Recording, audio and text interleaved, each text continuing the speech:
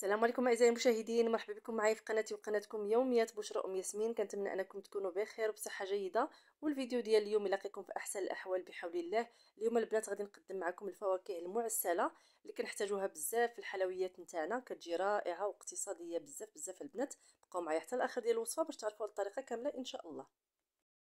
هنا كيف ما كتشاهدوا معايا البنات عندي الدلاح، القشور ديال الدلاح اللي كنكونوا تناولناهم وبقاو داك البقايا ديالو كنجيبو كنحيد له ديك الجهه اللي كتكون قاصحه خضراء وديك البقايا ديال الاحمر كنحيدو كيف ما هكذا كما كتشوفوا. كنقطع قطع صغارين كنديرهم في واحد الطنجره ديال الضغط، كندير لهم الماء وكنقفل عليهم حتى كيطيبوا البنات كيف ما كتشوفوا. هنا من بعد ما طاب درتو في هاد الصفايه صفيتو صافي، وفي هاد الاثناء غادي نديرو يتعسل. كندير في المقله ديك المهم انا مثلا عندي 3 ديال الزلايف درت فيهم زلافه ونص ديال السكر سنيده وجوج ديال الاكياس ديال سكر الفانيليا، واحد رشيشه ديال الملحه صافي، وخليتهم هكذا كيطبخوا فوق النار على نار متوسطه حتى كيتعسلوا مزيان البنات. صافي كينشف داك الماء كيف ما كتشوفوا، كيبقى فقط داك العسل داك السكر تحول لعسل صافي. تما كنطفي عليه.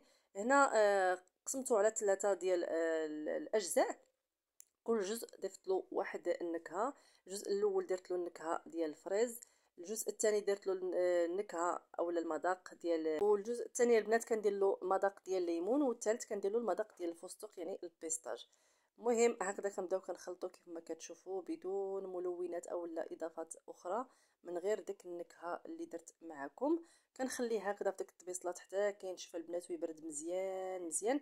عاد كنديرو في العلبه اللي غادي نحتفظ بها في الثلاجه. صافي هنا من بعد ما ساليت غادي نجيب واحد الزليفه وندير معكم واحد الشكيل بحال البواطات اللي كيتباعوا باش تشوفوا الفرق. صراحه الفرق رائع رائع بزاف البنات. يعني هذاك اللي كنشريوه كيكون شويه ناشف وفيه واحد الريحه اللي كتكون خايبه. هذا فيه واحد المذاق غزال البنات بداك المذاقات اللي درت له.